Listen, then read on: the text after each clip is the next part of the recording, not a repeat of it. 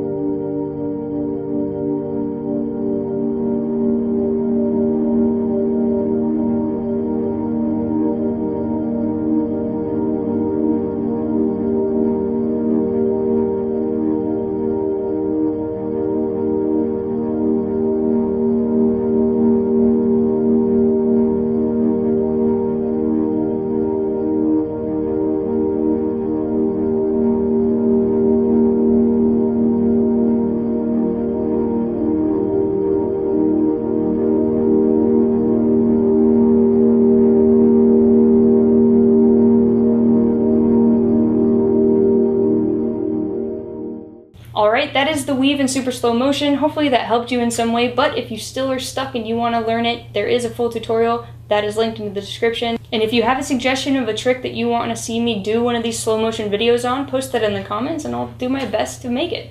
Alright, go try it. Alright, I'm gonna try to imitate that song. Here we go.